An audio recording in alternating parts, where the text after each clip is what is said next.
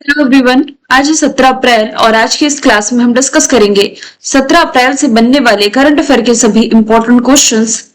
Previous class में हमने देखा था कि सुशांत कौल ये भी हाल ही में ऑस्ट्रेलिया की पहली महिला सेना प्रमुख बनी है। हाल ही में 18 का ब्रांड एम्बेसडर बनाया गया स्मृति मंधाना को। अभी हाल ही में अभिषेक शर्मा को बेहतर प्रदर्शन के लिए वेस्टर्न ट्रॉफी देकर के सम्मानित किया गया। दीप जरीवाला जो कि भारतीय मूल के हैं या अमेरिका के प्रतिष्ठित रिसर्च पद गवर्नर शेयर्स के लिए चुने गए हैं। गगनयान मिशन के लिए इसरो का दूसरा एयर ड्रॉप टेस्ट किया गया है आंध्र प्रदेश से। और हाल ही में शुरू की गई जो ई सेफ हर पहल है ये इलेक्ट्रॉनिक्स और आईटी मंत्रालय से रिलेटेड है। इंडियन नेवी कमांडर कॉन्फ्रेंस का पहला एडिशन दिल्ली में आयोजित किया गया। वरुण अभ्यास जो कि भारत और फ्रांस के बीच होने वाली नेवल अभ्यास रिसेंटली आयोजित की गई है।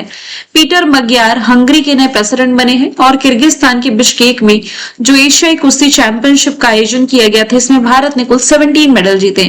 तो सभी क्वेश्चंस हमने देखे प्रीवियस क्लास में। देखिए, यदि आपको माइक से रिलेटेड कोई इश्यू आ रहा है तो 1 से 2 दिन में ये मैं फिक्स करने की कोशिश करती हूँ। ठीक है, उसके लिए चिंता ना करें, कमेंट में सभी के रीड करती हूँ। शुरू करते हैं आज का हमारा पहला सवाल। हाल ही में साइप्रस एक कंट्री है, यहाँ पर फिडे महिला कैंडिडेट्स टूर्नामेंट 2026 में किस भारतीय ग्रैंड मास्टर ने जीता है। मतलब ये टूर्नामेंट किस भारतीय ग्रैंड मास्टर के नाम रहा है, तो ये आर वैशाली के नाम रहा। ऑप्शन सी इसका राइट आंसर हो जाएगा। तो टूर्नामेंट का आयोजन कहाँ किया गया था? साइप्रस में फिडे महिला कैंडिडेट्स टूर्नामेंट। 24 वर्षीय जो वैशाली है इन्होंने फाइनल राउंड में रशिया की कटेरिना लागनो को हरा करके ये खिताब अपने नाम किया है। अब यहाँ पर फिडे का डिस्कशन है, यानी कि शतरंज को रेगुलेट करने वाली अंतरराष्ट्रीय संस्था इंटरनेशनल चेस फेडरेशन, जिसका फॉर्मेशन ईयर 1924 है। लॉजन स्विट्जरलैंड में हेडक्वार्टर। अर्काडी डोकोरविच इसके अध्यक्ष हैं और उपाध्यक्ष है भारत के विश्वनाथन आनंद। विश्वनाथ आनंद ये है कौन? तो ये देश के पहले ग्रैंड मास्टर रह चुके हैं। ठीक है, ग्रैंड मास्टर का संबंध ये शतरंज से ही रिलेटेड है। अच्छा, फिडे वर्ल्ड कप जो 2025 का आयोजित किया गया था ये अपने ही देश भारत ने होस्ट किया था। स्टेट पूछा जाए तो गोवा इसका मेजबान रहा है। हम डी गुकेश का नाम कैसे भूल सकते हैं? डी गुकेश जो कि दिसंबर 2024 में 18 साल की उम्र में सबसे युवा शतरंज वर्ल्ड चैंपियन बने थे। ये फैक्ट भी आपको रिलेट करके याद रखना है। स्पोर्ट्स के करंट अफेयर की तरफ यदि हम चलें तो अभिषेक शर्मा वाला फैक्ट मैं आपको बता चुकी हूँ।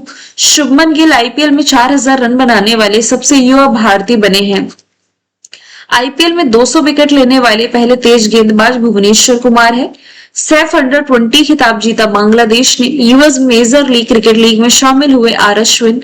मेंस टी20 वर्ल्ड कप भारत ने जीता। एशिया कप और आईसीसी वुमेन्स वर्ल्ड कप ये सभी भारत के नाम था। मियामी ओपन में मेंस सिंगल का टाइटल यानिक सिनर के नाम, वुमेन सिंगल का रियाना सबालेंका के नाम। आरसीबी आईपीएल के इतिहास की सबसे महंगी टीम बनी है और महिलाओं का आईपीएल भी आरसीबी ने जीता है। संतोष ट्रॉफी सर्विसेज ने, pro wrestling league Haryana thunder's ने, सैयद मुश्ताक अली ट्रॉफी झारखंड ने, Sultan Azlan Shah hockey cup Belgium ने, डेविस कप जीता इटली ने। सवाल दूसरा है, मार्च 2026 के लिए ICC player of the month किसे चुना गया? तो हर साल आईसीसी के द्वारा उन खिलाड़ियों का चुनाव किया जाता है जिन्होंने पूरे महीने में सबसे बेहतर परफॉर्मेंस दी। तो मेल कैटेगरी में चुने गए हैं भारत के संजू सैमसन। फीमेल कैटेगरी में ये चुनी गई है न्यूजीलैंड की अमेलिया केर। तो बोथ ए एंड बी इसका राइट आंसर हो जाएगा। आईसीसी का फॉर्मेशन ईयर 1909, दुबई में हेडक्वार्टर। जय शाह इसके अध्यक्ष हैं। सीईओ संजय गुप्ता है।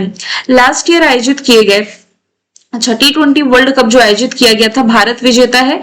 आईसीसी वुमेन्स वर्ल्ड कप जो नवंबर में फाइनल खेला गया भारत विजेता था साउथ अफ्रीका को हरा करके।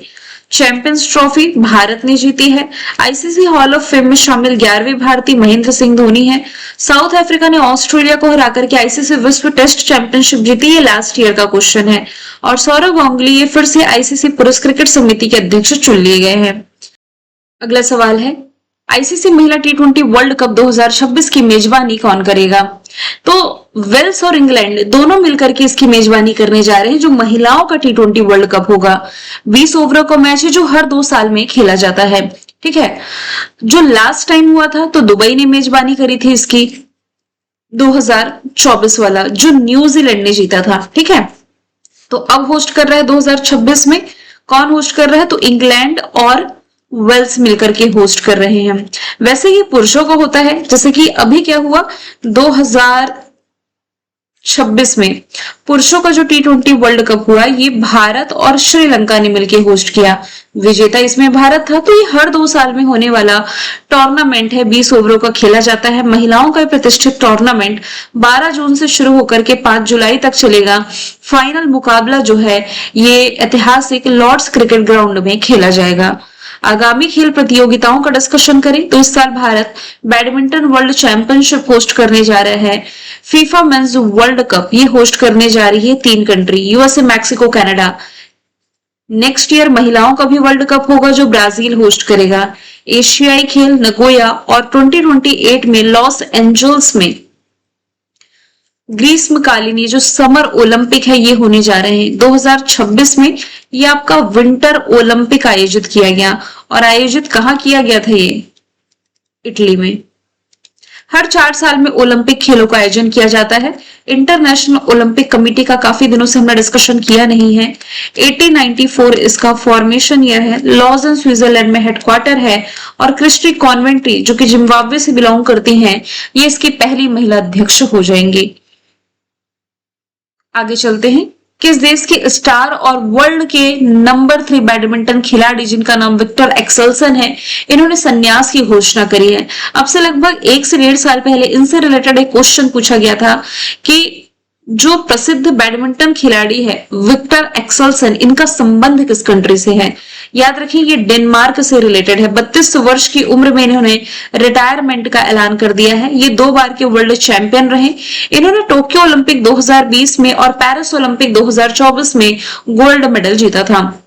ये डेनमार्क वही कंट्री है जो कि करप्शन इंडेक्स में टॉप पर है, यानी कि ऐसी कंट्री जहां पर करप्शन सबसे कम होता है। ठीक है, आपको कमेंट बॉक्स में ये बताना है कि हालिया जारी रिपोर्ट के अनुसार करप्शन के मामले में कौन सा देश है जो टॉप पर है। इंडिया की रैंकिंग तो चलिए इसमें 91 मैंने आपको बता रखी है। ये भी बता देती हूँ कि रिपोर्ट रिलीज कौन करता है, तो ट्रांसपेरेंसी इंटरनेशनल की ये रिपोर्ट है। ठीक है, जिसमें कि डेनमार्क को टॉप पर रखा गया है। सवाल 5वां है, बिहार के उप मुख्यमंत्री अप्रैल 2026 में कौन बने? तो 2 व्यक्तियों के नाम याद रखें, विजय कुमार चौधरी और विजेंद्र प्रसाद यादव। हाल ही में यही दोनों बिहार के उप मुख्यमंत्री बन गए हैं। बिहार में नई सरकार में जनता दल यूनाइटेड से विजय चौधरी और विजेंद्र यादव ने शपथ ली है, तो दोनों को डिप्टी सीएम बनाया गया है। विजय चौधरी के बारे में यदि हम बात करें, 2005 में जेडीयू में शामिल हुए थे और 2010 से वे समस्तीपुर सीट से लगातार जीतते रहे हैं।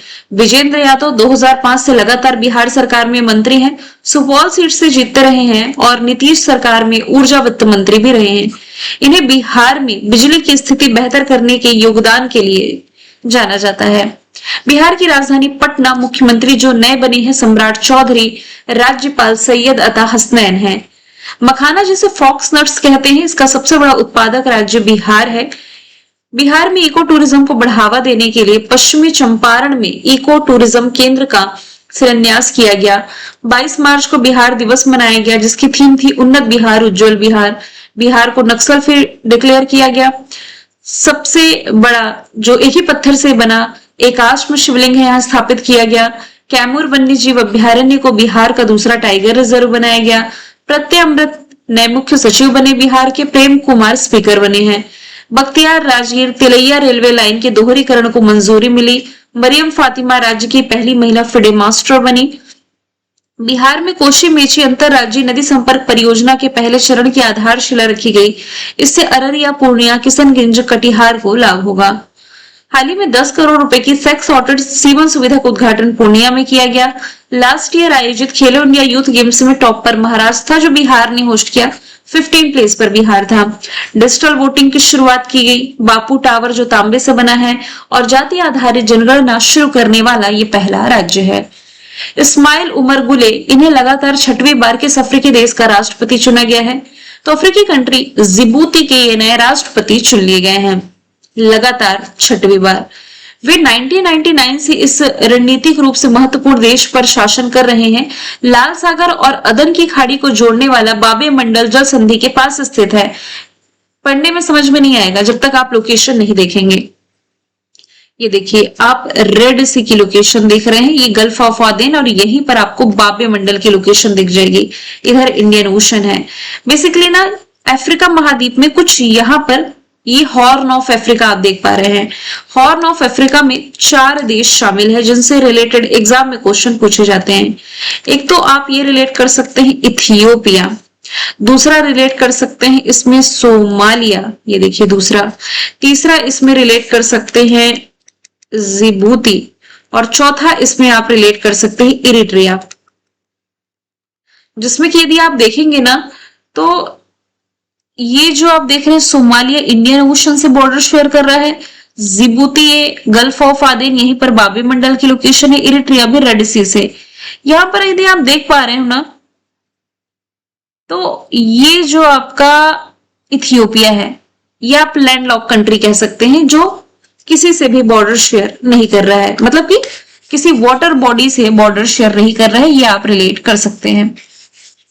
चलिए अब यहाँ की लोकेशन तो आपने देख ली, ऑप्शन में देखिए और कई अफ्रीकी कंट्री लिखी हुई, नामीबिया यहाँ पर मैप में तो दिखाई नहीं देगा, थोड़ा सा इधर है नामीबिया। नामीबिया की पहली महिला राष्ट्रपति नेटुम्बो नंदी नदैतवा बनी। इसके अलावा इजिप्ट की लोकेशन देख सकते हैं, इजिप्ट के राष्ट्रपति हो जाएंगे अब्दुल फतेह अल सीसी। इधर आपका रेड सी है और ऊपर में मेडिटेरियन सी है। साउथ अफ्रीका, अफ्रीका के महाद्वीप में ना कुछ यहाँ पर साउथ अफ्रीका की लोकेशन देख सकते हैं जिसकी 3 कैपिटल है, केप टाउन, प्रिटोरिया और ब्लूमफोंटेन। करेंसी साउथ अफ्रीकन रेंड है। सिरिल रामाफोसा यहाँ के राष्ट्रपति हैं। जो अभी हाल ही में 131वें नंबर का संविधान संशोधन विधेयक रहा 2026 का, इसके प्रस्ताव के हिसाब से लोकसभा सीटें कितनी हो सकती हैं? तो नए प्रस्ताव के हिसाब से लोकसभा सीटों की संख्या 850 हो सकती है। यदि आप थोड़ा बहुत भी बेसिक पॉलिटी पढ़ते हैं तो आपको मालूम होना चाहिए कि वर्तमान में भारत में लोकसभा सीटों की संख्या कितनी है। तो ये है कुल 543, 543। अभी क्या हुआ है कि लोकसभा का जो नया स्वरूप मिलने जा रहा है, यदि ये बिल पास हो जाता है तो यदि पास हुआ तो लोकसभा में राज्यों के लिए 815 सीटें और यूटीज के लिए 35 सीटें, कुल मिलाकर के ये जो 850 सीटें हैं ये आरक्षित होंगी। इसका उद्देश्य है जो बड़े निर्वाचन क्षेत्र है, जैसे कि लोकसभा में सबसे ज्यादा सीटें आप पढ़ते हैं यूपी से 80 इनकी संख्या है ना, तो एरिया बड़ा होता है तो सीटों का भी आवंटन ज्यादा होता है। तो ऐसे क्षेत्र जो बड़े हैं, बड़े निर्वाचन क्षेत्रों के कार्यभार को कम करने के पर्पज से और आम जनता का प्रतिनिधित्व संसद में बढ़ाने के पर्पज से इनकी संख्या बढ़ाई जा रही है। इसके लिए परिसीमन आयोग का नया रोल क्या है? देखिए इस विधेयक के तहत ये जो परिसीमन आयोग है ये बनाया जाएगा जो ताजा जनगणना के आधार पर सीमाओं का पुनर्निर्धारण करेगा। तो यहां से आपको स्टैटिक जीके का ये फैक्टर रिलेट करना है आर्टिकल नंबर 82 का।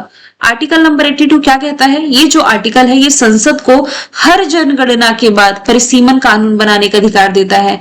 इसके लिए नोडल मंत्रालय है कानून और न्याय मंत्रालय। और ऐतिहासिक तथ्य आपको ये भी याद रखना है कि भारत में जो पहला परिसीमन आयोग है इसका गठन 1952 में किया गया था। तो यहाँ से कुछ स्टैटिक के पॉइंट आपको याद रखना है। 130वां संविधान संशोधन विधेयक, इस प्रस्ताव के हिसाब से लोकसभा की सीटें ये 850 हो सकती है। और संविधान का कौन सा अनुच्छेद है जो कि जनगणना के बाद चुनाव क्षेत्र की सीमाओं को फिर से तय करने की परिसीमा से जुड़ा हुआ है? तो आर्टिकल नंबर 82 आपको रिलेट कर लेना है। ठीक है, एक चार्ट बना करके मैंने आपको समझाने का प्रयास किया है। परिसीमन आयोग आर्टिकल 82 याद रखेंगे। अभी लोकसभा की सीटें जो 543 है, इस बिल के पास होने के बाद इनकी संख्या 850 हो सकती है। राज्यों के लिए 815 और केंद्र शासित प्रदेश के लिए इनकी संख्या 35 होगी। ठीक है, नोडल मंत्रालय कौन सा है, आर्टिकल कौन सा, और पहला आयोग कब बना था परिसीमन आयोग का? 1952 में। तो बढ़ती आबादी के कारण और प्रशासनिक आवश्यकताओं के कारण ये बढ़ाने का प्रस्ताव लाया गया है। आगे चलते हैं। एशिया का जो सबसे लंबा वन्य जीव कॉरिडोर है मुख्य रूप से किस नेशनल पार्क से होकर के गुजरता है? तो आंसर इसका राजाजी नेशनल पार्क हो जाएगा। ये है कहां पर? तो ये उत्तराखंड में स्थित है। अभी चर्चा में इसलिए आया क्योंकि प्रधानमंत्री नरेंद्र मोदी जी ने एशिया का सबसे लंबा 12 किलोमीटर का एलिवेटेड वन्यजीव कॉरिडोर का निरीक्षण किया है। ये जो कॉरिडोर है ये दिल्ली देहरादून आर्थिक गलियारे का हिस्सा है, जो कि मुख्य रूप से उत्तराखंड के राजाजी नेशनल पार्क और शिवालिक वन प्रभाग से होकर के गुजरता है। इसका मुख्य उद्देश्य वाहनों की आवाजाही के दौरान हाथी और बाघ जैसे जंगली जानवरों को सुरक्षित रास्ता प्रदान करना। कुछ इस तरीके से मान लीजिए नीचे से कारें जा रही हैं, इसमें भी व्यवधान नहीं है, लेकिन जानवरों को भी रास्ता क्रॉस करने के लिए, ताकि सड़कों में इनकी डेथ ना हो एक्सीडेंट से, इन्हें भी एक प्रॉपर ग्रीन रूट प्रोवाइड कराया गया है। ठीक है, ताकि एक छोर से इनकी एक जंगल मान लीजिए इस तरफ है तो ये दूसरी तरफ सुरक्षित जा सके। कुना नेशनल पार्क मध्य प्रदेश में है, जहां से अफ्रीकी चीते लाए गए हैं। पन्ना नेशनल पार्क भी मध्य प्रदेश में है। अभी चर्चा में इसलिए आया क्योंकि देश की जो पहली नदी जोड़ो परियोजना है, केन बेतवा लिंक परियोजना, ये पन्ना नेशनल पार्क से या पन्ना नेशनल पार्क के बीचों बीच से होकर के गुजरता है। बांधवगढ़ नेशनल पार्क भी मध्य प्रदेश में 32 पहाड़ियों से घिरा हुआ है। चरण गंगा नदी इसके बीचों बीच से होकर के गुजरती है। आईएमएफ की रिपोर्ट के मुताबिक साल 2026 के लिए भारत की जो जीडीपी ग्रोथ रेट है, इसका अनुमान 6.5% लगाया गया है। अभी आपको मालूम ही है, आईएमएफ ने अपनी ताजा वर्ल्ड इकोनॉमिक आउटलुक रिपोर्ट प्रकाशित करी है। इस रिपोर्ट के अनुसार भारत दुनिया का सबसे तेजी से बढ़ने वाला अर्थव्यवस्था बने रहेगा। इसकी ग्रोथ रेट 6.5% बताई गई है। आईएमएफ का फॉर्मेशन ईयर 1944 वॉशिंगटन डीसी में हेडक्वार्टर एमडी क्रिस्टलिना जॉर्जिवा है। एक क्वेश्चन जो स्टैटिक जीके में पूछा जाता है, इनमें से किस सम्मेलन के बाद आईएमएफ जैसी संस्था का जन्म हुआ? तो ये ब्रेटन वुड्स सम्मेलन आपको रिलेट करना है। सवाल 10वां है, विश्व कला दिवस कब मनाया जाता है? अप्रैल महीने की 15 तारीख को वर्ल्ड आर्ट डे के रूप में सेलिब्रेट किया जाता है। इस दिन को मनाए जाने का मुख्य उद्देश्य है दुनिया भर में रचनात्मक और कलात्मक विविधता यानी कि डाइवर्सिटी को बढ़ावा देना। इस बार की थीम है अभिव्यक्ति का उपवन। की पॉइंट बस याद रख सकते हैं, कला के माध्यम से सामुदायिक विकास।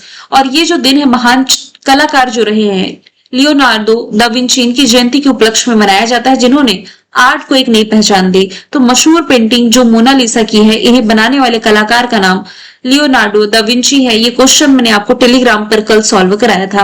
अच्छा, एक और बात टेलीग्राम से मुझे याद आया, टेलीग्राम पर आप लोगों को ना ऐसा मैसेज आता होगा कि इतना पेमेंट कीजिए, मेरे कहने पर इन्वेस्ट कीजिए, और कुछ ऐसे फेक लिंक आते हैं। मैं आपको 1000 बार बता चुकी हूँ, चैनल का या मेरा पर्सनली उस लिंक से कोई लेना देना ही नहीं है। यदि आप मेरे Telegram channel Kalyani ma'am official को फॉलो करते हैं तो यहाँ पर आपको डेली क्विज और डेली करंट अफेयर की क्लास की लिंक और पीडीएफ ये सभी फ्री ऑफ कॉस्ट प्रोवाइड कराया जाता है।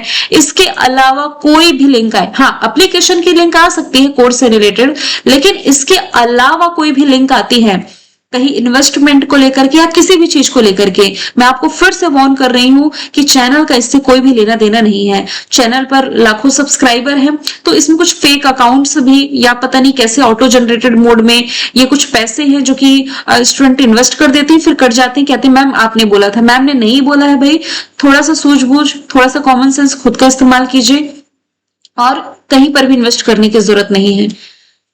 अप्रैल महीने में सिर्फ इंपॉर्टेंट डे को यदि मैं चुनूं, अंबेडकर जयंती 14 अप्रैल, जालियांवाला बाग का 107वीं वर्षगांठ 13 अप्रैल, होम्योपैथी डे 10 अप्रैल, वर्ल्ड हेल्थ डे 7 अप्रैल, ऑटिज्म अवेयरनेस डे 2 अप्रैल, उत्कल डे है 1 अप्रैल।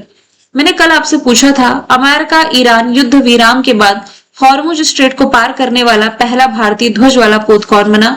तो आंसर इसका था जगविक्रम। आज का सवाल है मशहूर गायिका आशा भोसले का हाल ही में निधन हुआ, इन्हें कौन से अवार्ड मिल चुके हैं? तो आंसर इसका जो भी आप कमेंट बॉक्स में बताएं।